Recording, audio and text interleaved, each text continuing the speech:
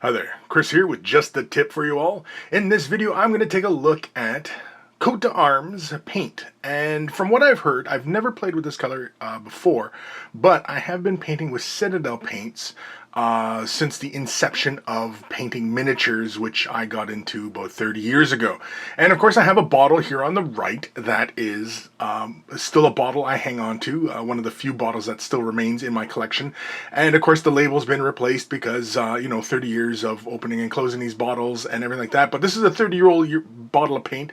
The paint, I just gave it a good shake, and of course, it is still liquidy inside there and everything like that. So we can do a quick little test. I want to know if the old SnakeBite Leather matches up to the Barbarian Leather from Coat d'Arms, which is, everybody says that these paints are essentially like the old school Citadel variety. And you can see here this bottle has not even opened, so right off the hop you can see that these bottles are very similar, the way they're packaged, and of course right now the colors do look very close together. On the screen I'm looking at, they look like identical, really.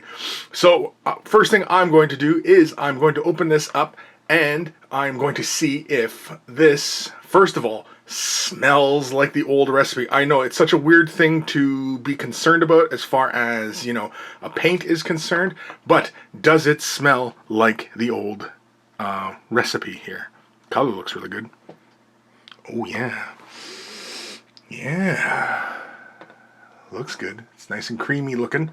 These paints have been always had a very nice consistency. Very, very liquidy. Very, very thin body, but like they look like a really rich pigment. But yeah, it definitely has that old school smell to it.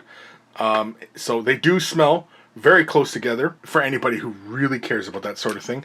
Now, how do they flow? Well, let's grab some of the old SnakeBite Leather and let's slap a little bit down onto our palette here. I'm just going to grab a little bit, and you can see when you fan it out, oh, it looks a little gummy here. I might need to shake this up a bit more. You can see it's kind of tacky looking, but I mean, it's not horrible considering it's a 30-year-old paint.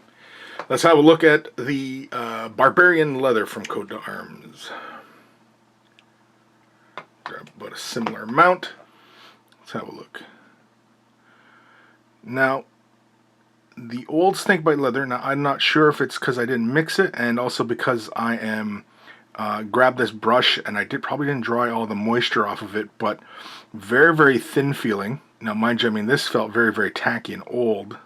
Let's grab a little bit more. I'm going to grab a little bit more, but this time I'm going to make sure that my brush is dry, or as dry as possible. Grab a fairly generous amount. You can see here I grabbed quite a bit, but you can see right off the hop they are not the same shade.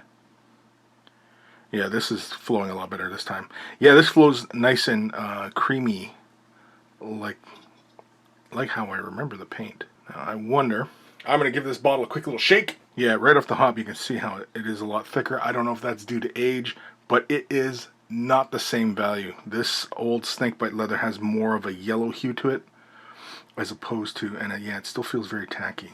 Let's grab a little bit of water here. Yeah, you can see there's a lot more yellow at play inside there. I don't know if you can see on the outer edges there's more yellow versus that. You can see there's barely any yellow appearing in there. So they're not exactly the same, but in the bottle they look very, very close. But that is it. Coat d'Arms, old SnakeBite Leather, the old Citadel paint. I know that the P3 line has very similar bottles. I'm not sure if it's the exact same company that produces them. My guess would be yes. So I don't know. But apparently this company has still been making paint for many, many years. And of course, yeah, so the colors are fairly close. I mean, like, if you were to put multiple layers down, you probably really would not notice too much of a difference. But when you thin them out and when you're, applying them in, say, a thin fashion, or if you were mixing them, it could cause a problem, because this one here, the old SnakeBite Leather, has a fair amount of yellow in it versus the new version of it, which does not have that much yellow in it. There, you can see there's barely any kind of tint of yellow into it. It actually looks more like there's a white in it rather than a yellow, whereas this old one, yeah, you can see when you thin them right out, you can see how if you were glazing, that's a problem.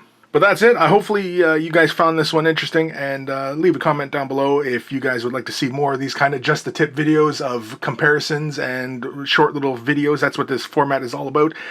Take care of those brushes, and they will take care of you.